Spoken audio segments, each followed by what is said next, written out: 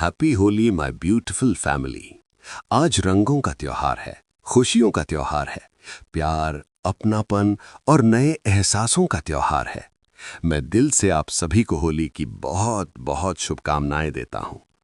आपकी जिंदगी भी इन रंगों की तरह हमेशा खूबसूरत रहे, खुशियों से भरी रहे और हर दिन आपके चेहरे पर एक नई मुस्कान लेकर आए। जो दुख पुराने साए की तरह आपके साथ चले आ रहे थे, इस होली के रंग उन्हें मिटा दें और आपकी जिंदगी में सिर्फ उम्मीद, प्यार और रोशनी भर दें। आज का दिन सिर्फ रंग लगाने का नहीं, बल्कि दिलों को जोड़ने का है, पुरानी बातों को भूलकर नए रिश्तों को अपनाने का है। तो आइए मिलकर इस होली को यादगार बनाते हैं, प्यार के रंग से, दोस्ती के रंग से और खुशियों के रंग से। आप सभी को और आपके परिवार को दिल से हैप्पी होली। सेफ रहिए, खुश रहिए और हमेशा मुस्कुराते रहिए। ई गेट सिटी की टूटी हुई उजड़ी सड़कों पर ध्रुवांश की 11 लोगों की टीम एक परफेक्ट फॉर्मेशन में आगे बढ़ रही थी। आगे ध्रुवांश और कबीर, बीच में शुभम, कौशल, कार्तिक, प्रज्ञा और जोजो, और पीछे से कवर करते हुए माही और अनिकेत। चारों तरफ का नजारा ऐसा था मानो ये हुई इंसानी शहर नहीं, बल्कि किसी भूखे नर्क का पेट हो जिसने पूरी दुनिया को निगल लिया हो।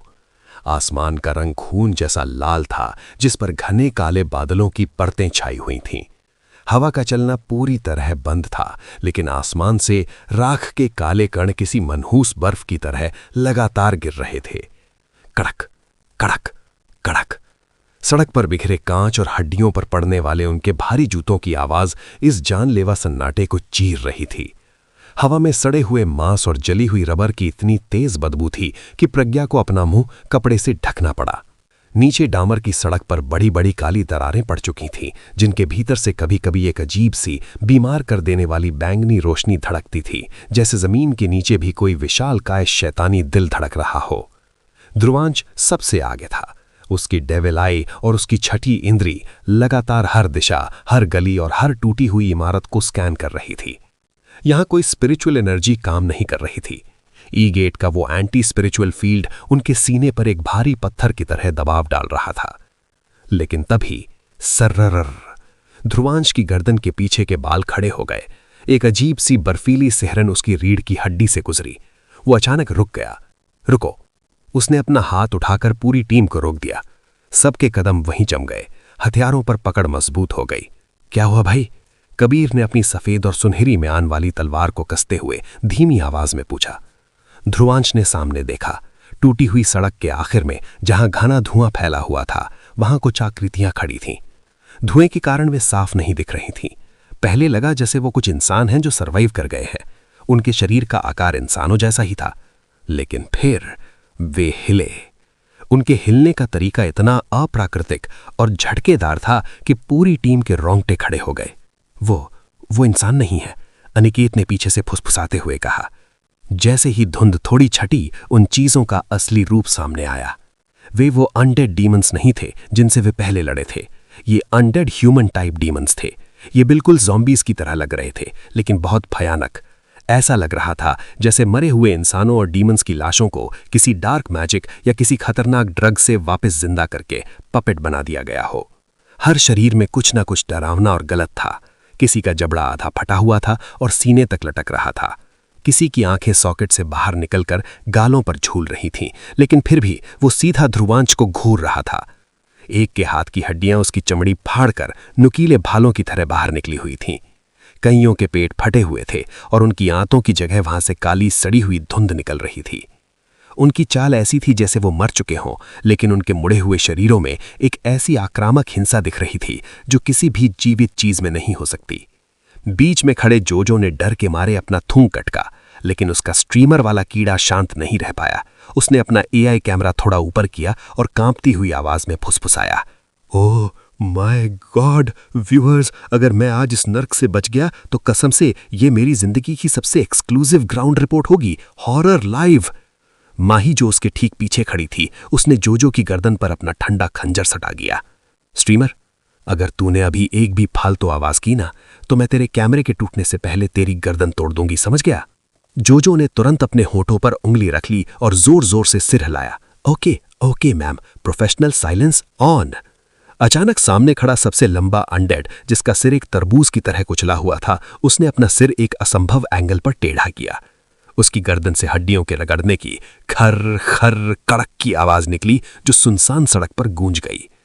फिर उसके फटे हुए गले से एक टूटी हुई घरघराती इंसानी आवाज निकली, भागो मत, तुम सब भूख हो। एक सेकंड की मौत जैसी खामोशी छाई और फिर धड़ाधड़ एक साथ सैकड़ों अनडेड डीमंस अपनी जगह से ऐसे उछले जैसे कोई भूखे भेड़िए हों। उनकी स्पीड ज़ॉम्बीज वाली नहीं थी, वो चीतों की तरह तेज थे। फॉर्मेशन मत तोड़ना, ध्रुवांश की आवाज एक गरजते हुए शेर की तरह गूंजी। गाइज, ये कुछ अलग है। ये मर चुके हैं इसलिए इन्हें दर्द नहीं होगा। कोई रहम मत खाना, अपनी तलवारों के बटन ऑन करो। ध्रुवांश और कबीर सबसे आगे लपके। स्लैश। ध्रुवांश ने अपनी डेविल सेज तलवार को हवा में घुमाया। इस तलवार के अंदर वो अपनी डिवाइन ऑरा और फायर एलिमेंट को प्रवाहित कर सकता था। ये दोनों ही चीजें अनडेड को भस्म करने के लिए ब्रह्मास्त्र थी और एंटी स्पिरिचुअल फील्ड इन पर काम नहीं कर रहा था। लेकिन ध्रुवांश अभी दोनों का ही इस्तेमाल नहीं कर रहा था। वो देख रहा था कि क्या ये डीमन नॉर्मल वार से मरते हैं कि नहीं। एक ही वार में उसने 2 अनडेड के धड़ बीच से अलग कर दिए, लेकिन उनके शरीर जमीन पर गिरने के बाद भी शांत नहीं हुए। कटे हुए धड़ों से गाढ़ा काला धुआं निकला और उनके कटे हुए हाथ अभी भी मकड़ियों की तरह रेंगकर ध्रुवांश के पैरों को पकड़ने लगे। व्हाट द हेल, ये कमीने मार क्यों नहीं रहे? कार्तिक पीछे से चिल्लाया, अपने खंजरों से एक अनडेड को दूर धकेलते हुए। तलवारों का बटन दबाओ बेवकूफों, ध्रुवांश कर जा। सबने अपनी मूनलाइट की स्पेशल तलवार के हैंडल के पास लगा छोटा सा बटन दबाया। क्लिक। तलवार की मूठ के अंदर लगी वो गोल चमकदार बैटरी एक्टिवेट हो गई। तलवार की ब्लेड पर एक चकाचौंध कर देने वाली पवित्र नीली डिवाइन एनर्जी की कोटिंग चढ़ गई। लेकिन कबीर ने कोई बटन नहीं दबाया, क्योंकि उसके पास जो तलवार थी वो ड्यू से दी हुई स्पेशल तलवार थी जिसमें डिवाइन कोर पहले से ही लगा हुआ था। वो अपनी तलवार की म्यान को बाएं हाथ से और मूठ को दाएं हाथ से पकड़कर एक समुराई की तरह खड़ा हो गया। शूम! वो बिजली की तरह तेजी से आगे बढ़ा। उसने सिर्फ एक पल, कुछ मिली सेकंड्स के लिए अपनी तलवार को म्यान से बाहर निकाला। फ्लैश! चिंग! एक सुनहरी और सफेद रोशनी चमकी और इससे पहले कि कोई आम आदमी कुछ देख पाता, कबीर कुछ डीमंस के टुकड़े टुकड़े करके वापस उसी जगह, उसी पोस में खड़ा हो गया था। उसकी तलवार वापस म्यान में जा चुकी थी। वो इतना तेज था कि हवा भी उसे छू नहीं पाई। बाकी सबने भी अपनी एक्टिवेट की हुई तलवारों से हमला किया। इस बार जैसे ही ब्लेड ने अनडेड के शरीर को छुआ, ज़्ज़ की आवाज आई जैसे तेजाब में पानी गिर गया हो। अनडेड चीख भी नहीं पाया और उसका शरीर जलकर काली राख के ढेर में बदल गया। ये काम कर रहा है, सभी खुशी से चिल्ला उठे। अब लड़ाई का रूप बदल गया। टीम के हौसले वापस आ गए। माही पीछे से अपनी आंधी जैसी स्पीड से घूम घूम कर सपोर्ट दे रही थी। उसकी तलवारें नीली रोशनी से चमक रही थीं। अनिकेत अपनी भारी तलवार से एक साथ 4-4 अनडेड को राख में बदल रहा था, रास्ता साफ कर रहा था। विवेक अपनी विशाल शील्ड को आगे करके एक दीवार बन गया था जिस पर अनडेड टकरा टकरा कर गिर रहे थे। प्रज्ञा और शुभम बीच में रहकर किसी भी अनडेड को विवेक की लाइन पार नहीं करने दे रहे थे। और जोजो, वो बीच में खड़ा खड़ा अपना एआई कैमरा घुमा रहा था और कमेंट्री कर रहा था। ये देखिए व्यूअर्स, असली मौत कैसी दिखती है। कोई वीएफएक्स नहीं, कोई एडिट नहीं, केबी ग्रुप की तरफ से सीधी लाइव रिपोर्टिंग। और ये ध्रुवांश भाई का एक और हेडशॉट। अचानक एक बिना पैर वाला अनडेड रेंगता हुआ जोजो की तरफ हवा में झपटा। जोजो ने चिल्लाते हुए अपना सिर नीचे कर लिया, डॉज किया। वो डीमन उसके ठीक ऊपर से निकलकर सीधे विवेक की शील्ड से जा टकराया। तड़ाम! जोजो ने डर के मारे कांपते हुए अपनी शर्ट झाड़ी और फिर कैमरे में देखकर सीना फुलाकर बोला, देखा देखा आपने, मैंने जानबूझकर डॉज किया। इसे कहते हैं टैक्टिकल सर्वाइवल जर्नलिज्म। विवेक ने शील्ड से उस डीमन को कुचलते हुए दांत भींचकर बोला, तू भाग्य से जिंदा से छपरी, चुपचाप खड़ा रहे। जैसे तैसे अपनी चमकती तलवारों से रास्ता साफ करते हुए वे सड़क के आखिर तक पहुंचे। लेकिन अगले ही मोड़ पर पहुंचते ही पूरी टीम की चाल अपने आप रुक गई। जोजो की बकवास भी उसके हलक में अटक गई। सामने शहर का एक बड़ा सा चौक था और उस चौक में कोई लड़ाई नहीं हुई थी, वहां मौत नहीं थी, वहां टॉर्चर खड़ी थी। पूरे चौक में लोहे के नुकीले खंभे गाड़े गए थे और उन खंभों पर इंसानों के शव टांगे गए थे। वे हंटर्स थे जो शायद उनसे पहले ई गेट में आए थे। किसी के हाथ पीछे मोड़कर बेरहमी से तोड़े गए थे। किसी के सीने पर किसी जानवर के नाखूनों से गहरे निशान खोदे गए थे। कईयों को जिंदा जलाया गया था। उनकी काली पड़ी देह अब भी रस्सियों से लटक रही थी। कुछ के चेहरों पर उनकी आखिरी दर्दनाक चीख हमेशा के लिए जम चुकी थी। ये कोई हंटिंग ग्राउंड नहीं था, ये एक कसाई खाना था। और सबसे भयानक चीज, सामने की एक आधी टूटी दीवार पर किसी इंसान के ताजे खून से एक बड़ा सा पैगाम लिखा हुआ था, जो छुपेंगे वे धीरे मरेंगे। कुछ पल तक किसी के मुंह से कोई आवाज नहीं निकली। हवा का वो सन्नाटा अब डरावने से ज्यादा उदास लग रहा था। प्रज्ञा की आंखों में आंसू आ गए। उसने अपनी मुट्ठी भींच ली। जानवर, ये राक्षस हैं। शुभम की आंखें लाल हो गई। उसकी ढाल पकड़े हुए नसें भर आईं। ये स्लॉटर नरसंहार है। ये हमें सिर्फ मार नहीं रहे, ये मजे ले रहे हैं। विवेक ने भारी मन से अपनी नजरें झुका ली। कबीर का चेहरा एकदम ठंडा हो गया था। वो जितना शांत बाहर से दिख रहा था, उसके भीतर उतना ही खतरनाक तूफान उठ रहा था। जोजो ने अपना कैमरा नीचे नहीं किया। उसकी आवाज पहली बार मजाक और ओवर एक्टिंग से बिल्कुल खाली थी। ये रिकॉर्ड होना चाहिए। जोजो ने बहुत ही धीमे और गंभीर स्वर में कहा। दुनिया को पता चलना चाहिए कि इस ई गेट के अंदर हमारे हंटर्स के साथ क्या हुआ है। इनकी मौत बेकार नहीं जानी चाहिए। माही ने मुड़कर जोजो की तरफ देखा। पहली बार उसे वो लड़का सिर्फ एक मस्खरा स्ट्रीमर नहीं लगा। ध्रुवांश सबसे आगे गया। उसने दीवार पर उकेरे गए घाव, पंजों के निशान और उन टूटे हुए अवशेषों को बहुत ही एनालिटिकल नजरों से देखा। फिर वो बहुत ही ठंडी और धीमी आवाज में बोला, यहां सिर्फ शिकार नहीं हुआ है, यहां कोई खेल रहा था, हमारे डर के साथ खेल रहा था। उसी पल थड़ थड़ थड़ जमीन कांपने लगी। पूरा चौक ऐसे हिलने लगा जैसे 8 रिक्टर स्केल का भूकंप आ गया हो। चौक के बिल्कुल बीचों बीच पड़ी एक जली हुई टूटी बस के नीचे से एक विशाल काय सड़ा हुआ हाथ बाहर निकला। फिर दूसरा हाथ, भम! पूरा बस का ढांचा किसी कागज की तरह फटकर हवा में 10 मीटर ऊपर उछल गया। धूल और कंक्रीट का एक बड़ा सा मलबा उठा और उस मलबे के नीचे से एक हाई रैंक अनडेड बॉस बाहर निकला। इसका शरीर आधा इंसान और आधा किसी खौफनाक राक्षस का था। उसकी ऊंचाई कम से कम 12 फीट थी। उसके सिर पर इंसानी हड्डियों से बना एक मुकुट रखा हुआ था। उसकी पीठ से लोहे और हड्डियों के नुकीले कांटे बाहर निकले हुए थे। उसकी पीली जहरीली आंखें टीम के हर एक सदस्य पर घूमी और उसका सड़ा हुआ जबड़ा एक डरावनी मुस्कान में खिंच गया। छोटे शिकार इतने दूर तक आ गए। ध्रुवांश ने अपनी डेमन सेज तलवार कसकर पकड़ ली, लेकिन उस बॉस का इरादा लड़ने का नहीं था। अचानक उस राक्षस ने अपनी दोनों विशाल मुट्ठियां हवा में उठाईं और पूरी ताकत से जमीन पर दे मारी। धड़ाम! पूरा चौक एक भयंकर धमाके के साथ फट गया। सड़क के नीचे छुपी मेट्रो की सुरंगें और पुराने सीवर के पाइप एक साथ धंस गए। इमारतों के अवशेष गिरने लगे। जमीन ऐसे फटी जैसे किसी ने धरती का सीना चीर दिया हो। गहरा काला धुआं और धूल का गुबार चारों तरफ छा गया। पीछे हटो, साइड! ध्रुवांश अपनी पूरी आवाज में गरजा, लेकिन बहुत देर हो चुकी थी। धरती में पड़ी उन विशाल और गहरी दरारों ने टीम को 1 सेकंड के अंदर 3 हिस्सों में बांट दिया। जमीन खिसकी। विवेक, माही और शुभम फिसलते हुए एक ढलान की तरफ गिरे और एक टूटी हुई अंधेरी मेट्रो सुरंग के अंदर जा समाये। अनिकेत, कार्तिक और प्रज्ञा दूसरी ओर के मलबे के नीचे दबते दबते एक पुरानी अंडरग्राउंड मार्केट लेन की गहरी खाई में जा गिरे।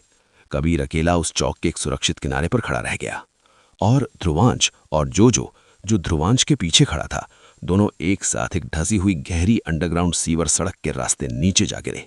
क्रैश, बुम! सबकी आवाजें उस धूल गूंज और गिरती इमारतों के शोर में खो गईं। कबीरी, ध्रुवांश भाई, माही! लेकिन जवाब में सिर्फ टूटती दीवारों और पत्थरों के खिसकने की आवाजें ही आ रही थी। ऊपर से उस हाई रैंक डीमन की भयानक हंसी पूरे खंडहर में गूंज उठी। अब मजा आएगा, शिकार अलग अलग मरेंगे। धड़ाम! ध्रुवांश नीचे एक टूटी हुई अंडरग्राउंड सड़क पर गिरा। उसके रिफ्लेक्स इतने तेज थे कि वो पैरों के बल लैंड हुआ। उसने तुरंत अपनी तलवार उठाई और चारों तरफ देखा। घुप अंधेरा था, सिर्फ ऊपर की दरार से हल्की रोशनी आ रही थी। कोई है? ध्रुवांश ने पुकारा। मैं खांसते हुए, मैं यही हूं बॉस। पास के ही मलबे की ढेर से एक आवाज आई। पत्थर हिले और जोजो बाहर निकला। उसके माथे से खून की एक पतली धार बह रही थी। उसके रंग बिरंगे कपड़े धूल से सन गए थे, लेकिन उसके चेहरे पर अभी भी व्यूज वाली पागल चमक थी। और सबसे बड़ा मिरेकल ये है, जोजो ने अपने पीछे उड़ते हुए ड्रोन को थपथपाया कि मेरा कैमरा भी जिंदा है, सिग्नल आ रहा है। ध्रुवांश ने एक ठंडी सांस छोड़ी। तू ठीक है? ठीक? बिल्कुल नहीं। जिंदा? हाँ। रिकॉर्डिंग चालू है तो सब कंट्रोल में है बॉस। ध्रुवांश उसकी इस बेवकूफ़ी भरी निडरता पर हल्का सा मुस्कुराया। लेकिन अगले ही पल उसका चेहरा फिर सख्त हो गया। उस अंडरग्राउंड टनल का नजारा दिल दहला देने वाला था। सामने की सीमेंट की दीवारों पर किसी जानवर के नाखूनों की गहरी खरोंचें थीं। फर्श पर किसी भारी चीज को घसीटने के ताजे निशान थे और हवा में ताजे खून की बहुत ही तीखी गंध थी। जो भी सीरियस हो गया। वो फुसफुसाया, बॉस, मुझे ये जगह बिल्कुल पसंद नहीं आ रही। मेरा मतलब है, कंटेंट के हिसाब से तो बहुत पसंद आ रही है, पर इंसानियत और जान के हिसाब से बिल्कुल नहीं। तभी उस घुप अंधेरे में कई पीली और लाल आंखें एक साथ जल उठी। हिस हिस।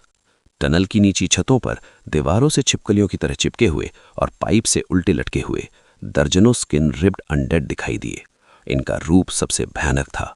इनकी चमड़ी आधी उधड़ी हुई थी, जिससे लाल मांसपेशियां दिख रही थीं। वे इंसानों की तरह रो भी रहे थे और डीमंस की तरह हंस भी रहे थे। उनकी आवाजें दिमाग को पागल कर देने वाली थीं। उनमें से एक जो छत से उल्टा लटका हुआ था, उसने एक टूटी हुई इंसानी आवाज में कहा, मदद करो, दर्द हो रहा है। और दूसरे ही सेकंड वो मदद मांगने वाला अनडेड एक जंगली कुत्ते की तरह 4 पैरों पर ध्रुवांश की तरफ झपट पड़ा। मेरे पीछे रह, ध्रुवांश गरजा। लड़ाई शुरू हो गई। ध्रुवांश अपनी डीमन से इस तलवार हवा में घुमाता गया। स्लैश, जिज। तलवार का फायर एलिमेंट और डिवाइन और अपना काम कर रहा था। अनडेड राख में बदल रहे थे, लेकिन एंटी स्पिरिचुअल फील्ड की वजह से ध्रुवांश को करीब जाकर ही मारना पड़ रहा था। इसलिए उनको जल्दी जल्दी काटना मुश्किल हो रहा था।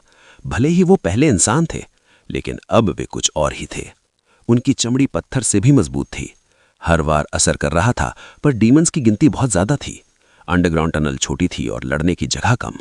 एक अनडेड दीवार से कूदकर ध्रुवांश के बाएं कंधे पर लिपट गया।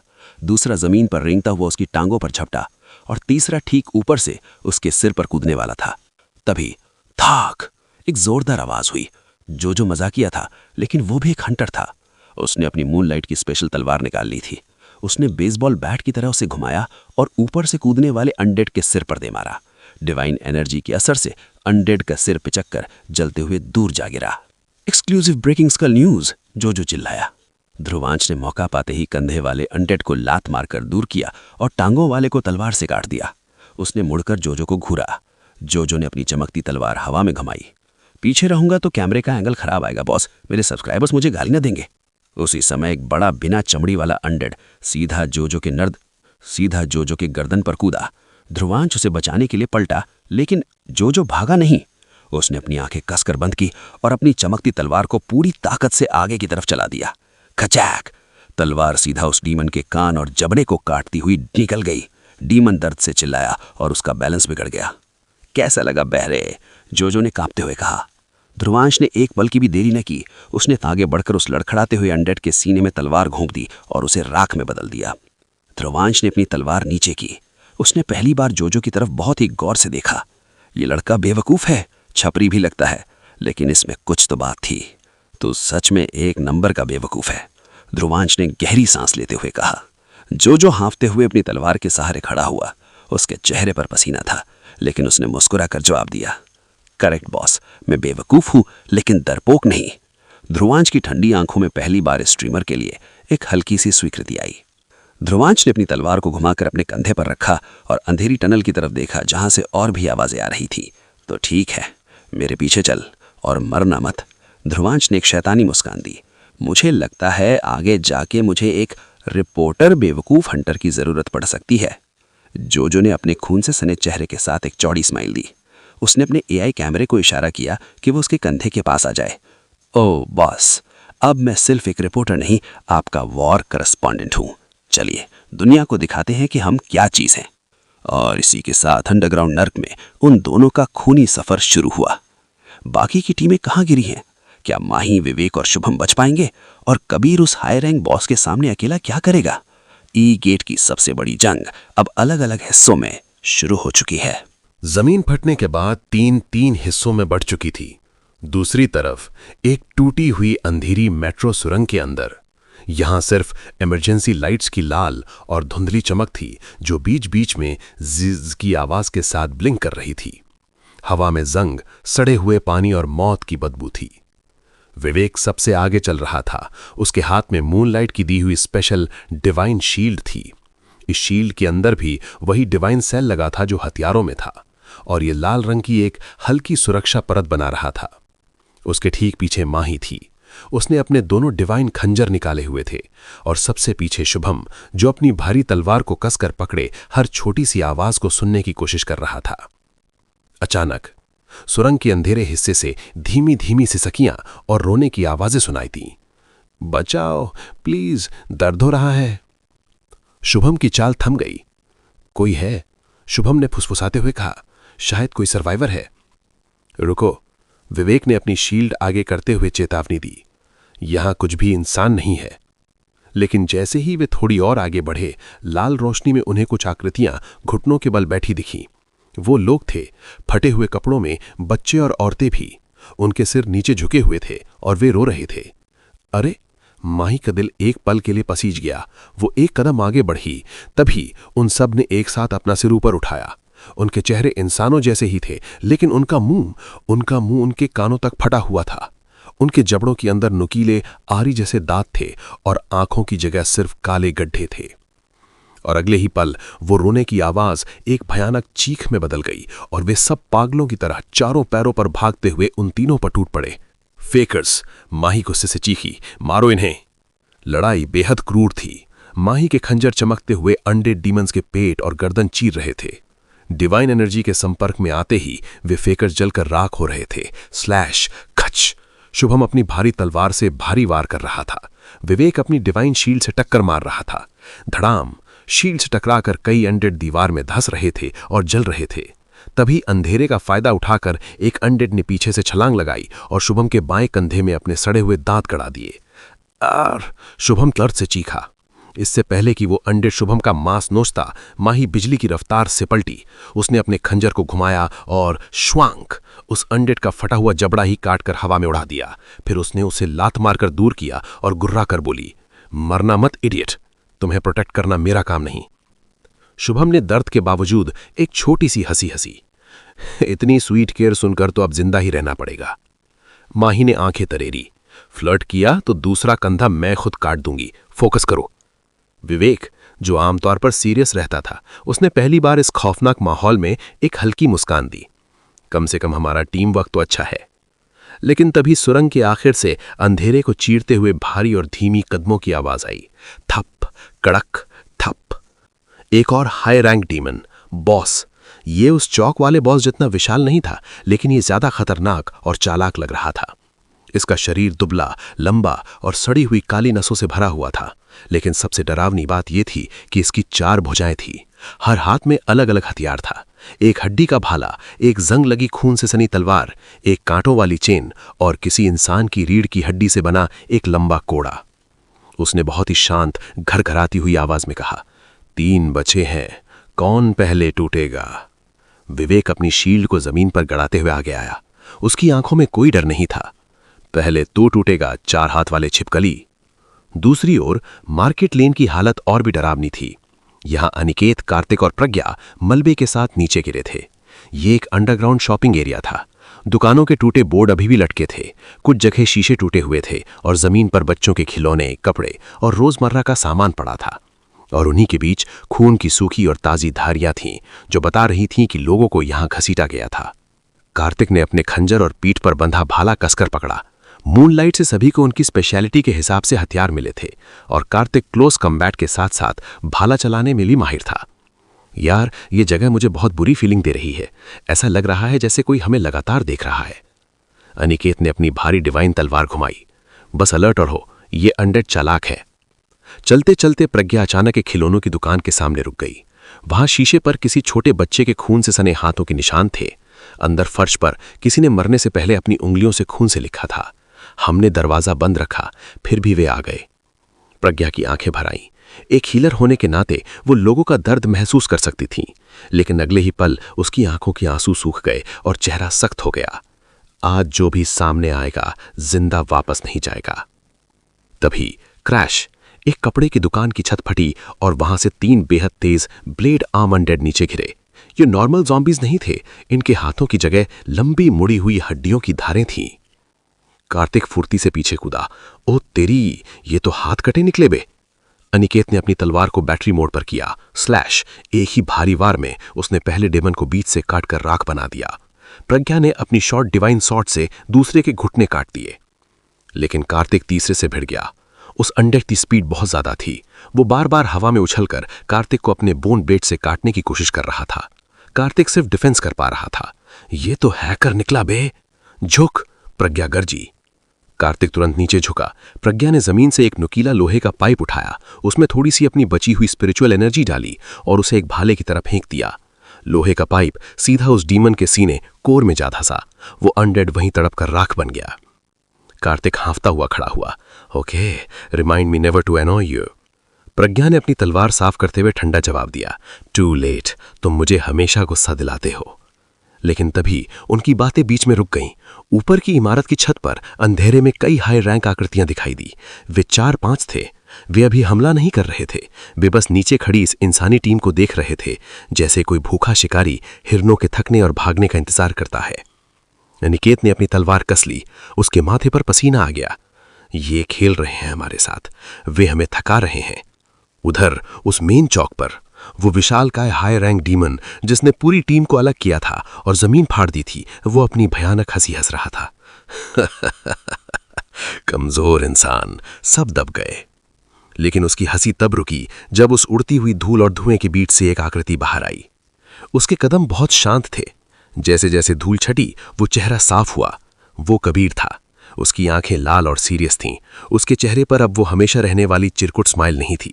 बिना स्पिरिचुअल एनर्जी के भी कबीर का कॉन्फिडेंस ऐसा था जैसे वो किसी राजा की तरह अपनी सल्तनत में टहल रहा हो।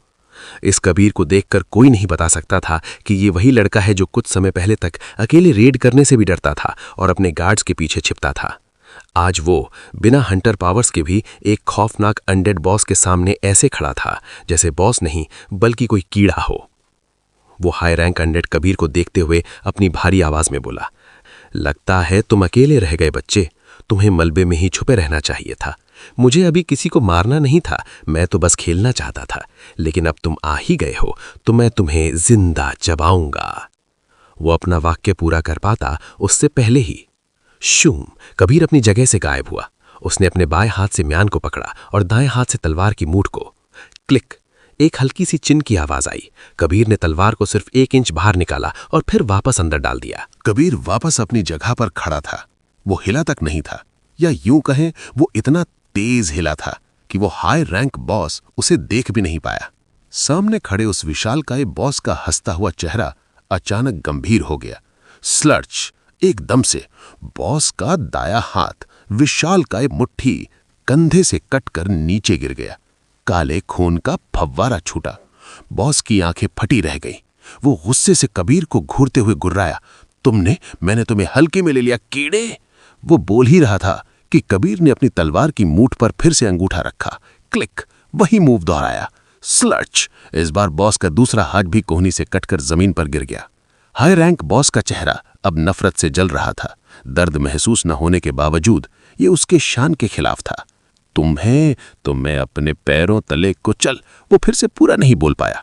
एक झटके में खचाक, उसका विशालकाय सिर कटकर पीछे की तरफ लटक गया। उसकी गर्दन आधी कट चुकी थी।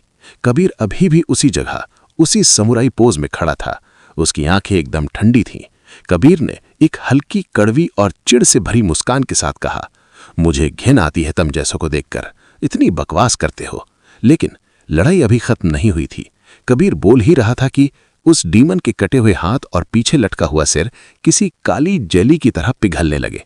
वो मांस और हड्डियां रेंगते हुए मेन बॉडी तक आ गए। उसका पीछे लटका हुआ सिर वापस आगे आए और एक कड़क आवाज के साथ वापस फिक्स हो गया। उसके दोनों हाथ भी कुछ ही सेकंड्स में वापस उग गए। कबीर के चेहरे पर गुस्से और हैरानी की लकीरें आ गई। ये रीजनरेशन नहीं, ये तो पूरी बॉडी को रीशेप कर रहा है। अनडेड डीमन अपनी भयानक हंसी हंसते हुए बोला, तुम जैसे कमजोर बच्चे मुझे नहीं मार सकते, मैं अमर हूं। यह सुनकर कबीर की वो सीरियसनेस थोड़ी कम हुई और उसके चेहरे पर उसकी सिग्नेचर घमंडी स्माइल वापस आ गई। तुम मुझे कमजोर कह रहे हो? कबीर ने ताना मारा, जबकि खुद तुमने यहां हमारी स्पिरिचुअल एनर्जी ब्लॉक करने वाला ये डरपोक बैरियर लगाया है। दम है तो मेरा माना खोल, फिर बताता हूं अमर कौन है। डीमन ने जवाब देने की जगह अपनी पूरी ताकत से जमीन पर एक मुक्का मारा। बूम! जमीन फटते हुए एक तेज शॉकवेव कबीर की ओर बढ़ी। कबीर तेजी से हवा में उछला, उस दरार से बचते हुए सीधा डीमन पर डिवाइन तलवार से हमला कर दिया। Slash slash slash! लेकिन अब उसकी वो तलवार डीमन को काट नहीं पा रही थी। डीमन का शरीर अब पत्थर जैसा नहीं बल्कि किसी नरम काली जेली जैसा हो गया था। कबीर की तलवार आर पार तो हो रही थी, लेकिन वो तुरंत जुड़ जा रहा था। वो आसानी से कबीर के हमलों को झेल ले रहा था। कभी उसका शरीर असामान्य तरीके से अपना आकार बदलकर तलवार से बच जाता, तो कभी कटा हुआ हिस्सा तुरंत भर जाता। कबीर ने सैकड़ों हमले किए। वो तूफान की तरह तलवार चला रहा था, लेकिन सब बेकार जा रहा था। उल्टा उस डीमन का एक भारी पंच कबीर को दूर फेंक देता था। धड़ाम! कबीर एक टूटी हुई दीवार से टकराकर नीचे गिरा। कबीर के होंठों के किनारों से खून आने लगा था। स्पिरिचुअल एनर्जी न होने की वजह से वो सिर्फ अपनी फिजिकल स्टैमिना पर लड़ रहा था, और वो थक भी जल्दी गया था। वो अपनी लिमिट से बहुत आगे चला गया था। उसकी सांसें उखड़ रही थीं। डीमन धीरे धीरे उसकी तरफ बढ़ रहा था। तेरा खेल खत्म बच्चे। कबीर ने आंखें बंद की। ड्यूसर, ध्रुवांश भाई, क्या मैं यहाँ हार जाऊंगा? नहीं, मैं एम्परर सक्सेसर हूँ। मैं कबीर हूँ। मेरी लिमिट यहाँ खत्म नहीं होती। तभी अचानक कबीर के शरीर के अंदर कुछ हुआ। एक बहुत ही गहरा चटकने का एहसास, जैसे उसके अंदर की किसी बहुत पुरानी सील की हुई दीवार टूट गई हो। कबीर का शरीर अचानक एक बेहद तेज अंधा कर देने वाली पीली रोशनी से चमकने लगा। उसकी वो सारी थकान, वो सारा दर्द एक पल में गायब हो गया। ई गेट का वो एंटी माना फील्ड कबीर के इस नए ऑरा के सामने शीशे की तरह चटकने लगा। उसने ब्रेक थ्रू कर लिया था। वो हीरो लेवल के 10 स्टार की लिमिट को तोड़कर अब सीधा हाई लॉर्ड बन चुका था। उसके शरीर के चारों तरफ पीले रंग की भयानक बिजली चमकने लगी। हवा में ज़्ज़ क्रैकल की आवाजें गूंजने लगी। जमीन के कंकड़ हवा में उठने लगे। कबीर धीरे से खड़ा हुआ। उसकी आंखें अब पूरी तरह से बिजली से चमक रही थीं। उसने अपने हाथों में नाचती हुई इस पीली बिजली को देखा। उसके चेहरे पर एक आक्रामक और खौफनाक मुस्कान आ गई। तो लाइट एलिमेंट, कबीर ने उस डीमन को घूरते हुए कहा। अब बता अमर कौन है? ई गेट का आसमान कबीर की इस नई ताकत से गूंज उठा था। अब राक्षस का असली शिकार शुरू होने वाला था। क्या कबीर का ये नया लाइटनिंग हाई लॉर्ड रूप उस जेली डीमन को राख कर पाएगा? और अंडरग्राउंड में ध्रुवांश और जोजो का क्या हाल है? कहानी अब अपने चरम एपिक लेवल पर पहुंच चुकी है।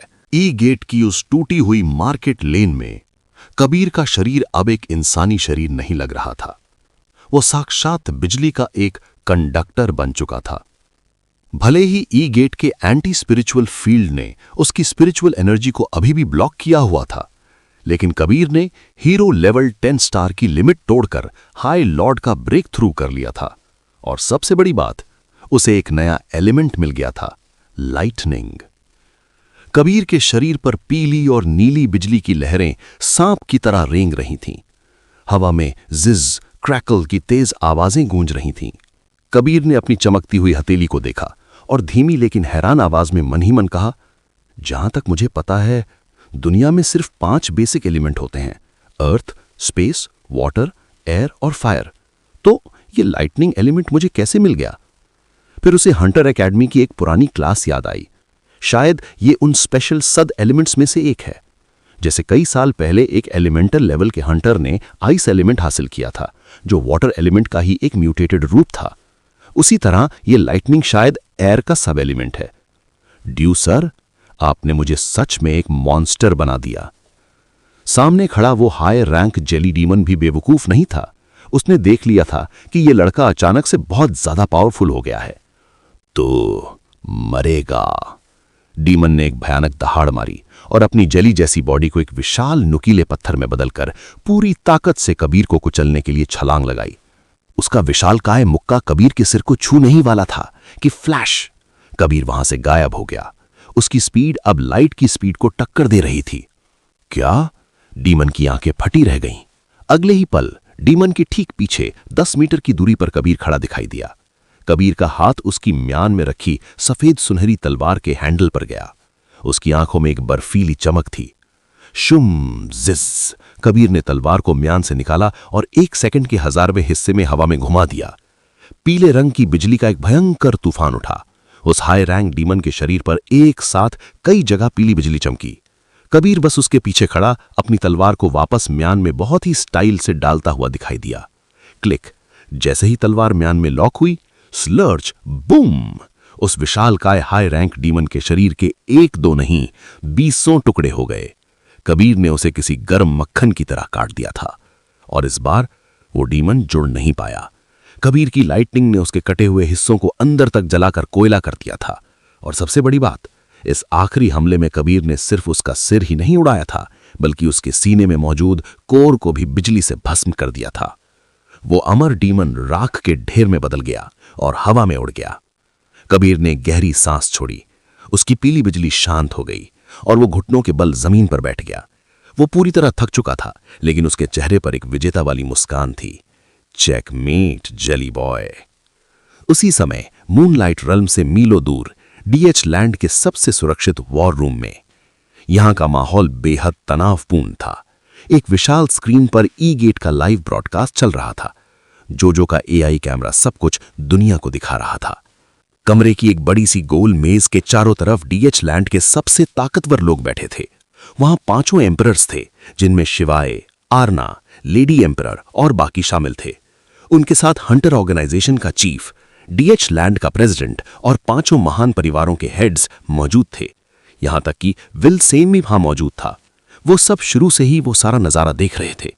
उन्होंने ध्रुवांश को बिना एनर्जी के उन अनडेड डीमंस को मारते देखा था और अब कबीर का वो भयानक लाइटनिंग ब्रेक थ्रू देख रहे थे।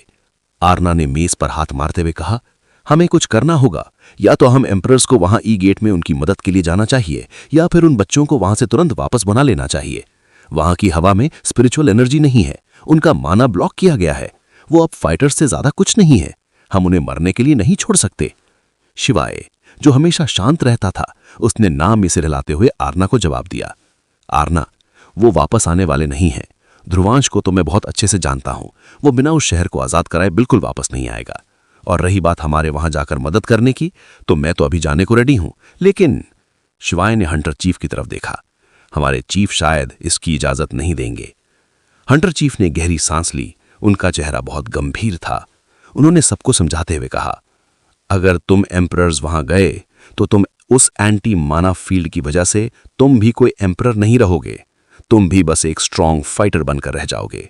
बाहर की जनता और आप सबको भले ही ऐसा लग रहा हो कि हम उन बच्चों की बलि चढ़ा रहे हैं, लेकिन सच ये है कि मैं डीएच लैंड के एम्परर्स की जान खतरे में नहीं डाल सकता।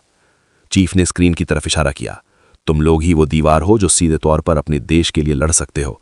अगर तुम एम्परर्स नहीं रहे तो कोई भी दूसरा देश या दुश्मन गिल्ड डीमंस के आने से पहले ही हमें खत्म कर देगा। हमें डीमन से ज्यादा इंसानों से खतरा है। हम ई गेट में अपनी पूरी ताकत नहीं झोंक सकते। चीफ की बात कड़वी थी, लेकिन सच थी। सभी एम्परर्स को शांत होना पड़ा। वहां बैठे कबीर के डैड और उसके बड़े भाई की नजरें स्क्रीन पर कबीर के उस लाइटनिंग फॉर्म पर टिकी हुई थीं। उनके चेहरों पर एक साथ हैरानी, गर्व और खुशी थी। कबीर, मेरा बेटा, कबीर के डैड ने मन में कहा, इतनी तेजी से हाई लॉर्ड लेवल तक कैसे पहुंच गया? मूनलाइट रेल्म की ट्रेनिंग में आखिर ऐसा क्या खास है? वहां बैठे सभी लोग अब उस लाइट एलिमेंट पर ही बातें कर रहे थे। ये एक बहुत बड़ी ऐतिहासिक घटना थी। उधर होप कॉलेज की डॉर्मेटरी में भी माहौल टेंशन वाला था। ईशा, ध्रुवांश की बहन, प्रिया और कृति टीवी स्क्रीन के सामने बैठी वो लाइव वीडियो देख रही थीं। जैसे जैसे वीडियो में खतरा बढ़ रहा था, ईशा की धड़कनें तेज होती जा रही थीं। उसने अपने दोनों हाथ जोड़ लिए और आंखें बंद करके दुआ करने लगी। भगवान, कबीर और मेरे ध्रुवांश भैया, प्लीज दोनों को सेफ रखना, उन्हें कुछ मत होने देना। वापस ई गेट में जमीन फटने के बाद ध्रुवांश और जोजो एक टूटे हुए अंडरग्राउंड मेट्रो स्टेशन में गिरे थे। यहां की ट्यूबलाइट्स फ्लिकर कर रही थीं, जिससे माहौल और भी डरावना लग रहा था। जोजो अपना कैमरा पकड़े डरते हुए ध्रुवांश के पीछे पीछे चल रहा था। अचानक उनकी नजर अंडरग्राउंड स्टेशन के एक बड़े से कपड़ों के शोरूम पर पड़ी। शोरूम का शीशा टूटा हुआ था। जोजो ने जैसे ही अंदर का नजारा देखा, उसका चेहरा सफेद पड़ गया। उसने तुरंत अपना एआई कैमरा घुमाकर अपने चेहरे की तरफ कर लिया, ताकि व्यूअर्स को अंदर का नजारा ना दिखे। वो नजारा ही ऐसा था जो किसी भी इंसान की रूह कंपा दे। शोरूम के अंदर कई लड़कियों और औरतों को जंजीरों और रस्सियों से बांधा गया था। उनके शरीर पर कोई कपड़े नहीं थे। उनके शरीर पर घाव, दांतों के निशान और खरोंचें थीं। उनकी आंखें लाल और काली पड़ चुकी थीं, जैसे वो कई नातों से सोई न हो और सिर्फ रोई हों। वहां किसी की आंखों में कोई जान, कोई उम्मीद नहीं दिख रही थी। वो जिंदा लाशें बन चुकी थीं। माहौल को देखकर साफ लग रहा था कि उनका इस्तेमाल किसी खिलौने की तरह बहुत ही घिनौने तरीके से किया गया था। ध्रुवांश की आंखें ये नजारा देखकर गुस्से से पूरी तरह भर गईं। उसकी मुट्ठियां इतनी जोर से कसीं कि उसकी उंगलियों से खून छलकने लगा। जोजो तो उस ओर देख भी नहीं पा रहा था, उसकी आंखों में आंसू आ गए थे। तभी ध्रुवांश की नजर शोरूम के अंदर मौजूद एक अनडेड डीमन पर पड़ी। लेकिन ये वो बिना दिमाग का ज़ॉम्बी नहीं था। ये एक ओरिजिनल अनडेड था, इसे देखकर ऐसा लग रहा था जैसे किसी जिंदा लालची इंसान को डीमन पावर्स दे दी गई हों और वो अपनी हवस पूरी कर रहा हो। वहां उसके जैसे 2 और अनडेड इंसान थे। उनकी पावर हंटर लेवल के बराबर थी। उनमें से एक ने बाहर खड़े ध्रुवांश और जोजो को देख लिया। वो एक शैतानी घिनौनी मुस्कान के साथ अपने होंठों पर जीभ फेरता हुआ बाहर आया। ओह, नए मेहमान, आ जाओ, यहां बहुत मजा है, वो हंसते हुए बोला। बाकी के दोनों अनडेड अभी भी अंदर 2 लड़कियों के पास थे और उनके साथ घिनौने कृत्य कर रहे थे। तभी शोरूम के अंदर से एक बेहद धीमी, टूटी हुई और दर्द से भरी आवाज आई जो ध्रुवांश के कानों तक पहुंच गई। प्लीज मदद करो, हमें मार दो, प्लीज। ये शब्द सुनकर ध्रुवांश का दिल किसी ने मुट्ठी में लेकर निचोड़ दिया। उसकी आंखों से गुस्से और दर्द की एक सिंगल बूंद बाहर निकलकर जमीन पर गिर पड़ी। वो अनडेड जैसे ही गेट के पास आया, ध्रुवांश ने अपना सिर ऊपर उठाया। अब उसकी आंखें लाल और नीली चमक रही थीं। तुम लोग, ध्रुवांश की आवाज इतनी भारी और खौफनाक थी कि वो अनडेड भी एक पल के लिए कांप गया। तुम लोग जीना डिजर्व नहीं करते। मैंने कई अनडेड्स को देखा है, लेकिन उनके अनडेड बनने के पीछे कोई ना कोई दुख भरी कहानी या मजबूरी होती थी। लेकिन तुम्हारी ये हरकतें ये बताती हैं कि तुम खुद से सोच समझ सकते हो। तुमने ये हैवानियत अपनी मर्जी से चुनी है। ध्रुवांश ने अपनी डीमन सेज तलवार उठाई। तो अब अपने किए की सजा भुगतो, नर्क में। स्लैश। ध्रुवांश ने इतनी तेजी से अपनी तलवार घुमाई कि वो अनडेड रिएक्ट ही नहीं कर पाया। एक ही झटके में उस अनडेड का सिर धड़ से अलग हो गया। उसका सिर उछलते में बाहर गिरने ही वाला था कि ध्रुवांश ने एक जोरदार हवा की किक मारी। बाम! वो कटा हुआ सिर एक फुटबॉल की तरह सीधा शोरूम के अंदर गया और अंदर मौजूद उस दूसरे अनडेड के सिर से जाकर धड़ाक से टकराया। टक्कर इतनी जोरदार थी कि वो दूसरा अनडेड उस लड़की से दूर जा गिरा और उसकी खोपड़ी फट गई। ध्रुवांश ने अपना दायां हाथ ऊपर उठाया। उसने अपना फायर एलिमेंट यूज किया। उसके हाथ में आग जल उठी, लेकिन अचानक वो आग लाल या नारंगी से बदलकर नीले रंग की हो गई। असल में ध्रुवांश ने गुस्से में अपनी पवित्र डिवाइन एनर्जी और फायर को मिक्स कर दिया था। ये ब्लू डिवाइन फ्लेम थी जो सिर्फ बुराई को भस्म करती थी और अच्छाई को शांति देती थी। ध्रुवांश ने उस नीली आग की एक विशाल एनर्जी बॉल बनाई और उसे सीधे शोरूम के अंदर उन दरिंदों की तरफ फेंक दिया। शांति से सो जाओ, ध्रुवांश ने फुसफुसाया। बूम! शोरूम के अंदर एक भयानक लेकिन शांत धमाका हुआ। चारों तरफ सिर्फ नीली आग ही आग दिखाई दे रही थी। इस आग ने उन अनडेड्स को राख बना दिया और उन दर्द से तड़पती लड़कियों को बिना किसी दर्द के हमेशा के लिए आजाद कर दिया। जैसे ही नीली आग शांत हुई, अंदर सिर्फ राख नजर आ रही थी। कोई चीख नहीं, कोई दर्द नहीं। बाहर खड़ा जोजो ये सब लाइव दिखा रहा था, लेकिन उसने अभी भी अपना कैमरा ध्रुवांश के चेहरे पर ही रखा हुआ था। वो उस शोरूम के अंदर का नजारा लाइव नहीं दिखा रहा था। वो उन मर चुकी लड़कियों को इज्जत दे रहा था। ध्रुवांश भाई, जोजो ने मन में कहा। उसकी आंखें नम थी। आप सच में एक देवता हो। इस खौफनाक घटना के बाद ध्रुवांश ने गहरी सांस ली और अपने इमोशंस को कंट्रोल किया। उसे स्टेशन के आखिर में ऊपर जाने वाली एक टूटी हुई सीढ़ी दिखाई दी। मेरे पीछे आओ, ध्रुवांश ने जोजो से कहा। वे दोनों सीढ़ियां चढ़ते हुए ऊपर आए। वे किसी पुरानी तबाह हो चुकी ऑफिस की बिल्डिंग में पहुंच गए थे। ध्रुवांश रुका नहीं। वो सीढ़ियां चढ़ता गया और उस 50 मंजिला ऊंची बिल्डिंग की छत पर पहुंच गया। वहां से उस पूरे बर्बाद ई गेट सिटी का नजारा साफ दिख रहा था। जगह जगह से धुएं के गुबार उठ रहे थे। ध्रुवांश बिल्डिंग के किनारे पर जाकर खड़ा हो गया। हवा तेज चल रही थी जो उसके कोट को उड़ा रही थी। उसने अपनी डेविल आई को फुल पावर में एक्टिवेट किया। उसकी आंखों में एक नीली रिंग बन गई। उसने पूरे एरिया को स्कैन करना शुरू किया। कहां है वो चीज जो ये एंटी माना फील्ड बना रही है? तभी उसकी नजरें वहां से करीब 1 किलोमीटर दूर शहर के बिल्कुल सेंटर में मौजूद एक विशाल काले रंग के क्रिस्टल पिलर पर जा रुकी। उस पिलर से वही बीमार कर देने वाली बैंगनी रोशनी निकल रही थी जो पूरे शहर में फैली हुई थी। ध्रुवांश की आंखों में खतरनाक चमक आ गई। मिल गया, ध्रुवांश ने मन में कहा।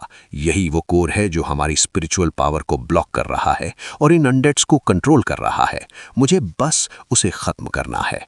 उसने अपनी आंखें नॉर्मल की और मुड़कर जोजो को देखा। सुनो स्ट्रीमर, ध्रुवांश ने गंभीर आवाज में कहा। मुझे सामने कुछ बहुत बड़ा दिखाई दे रहा है। मैं वहां जा रहा हूं।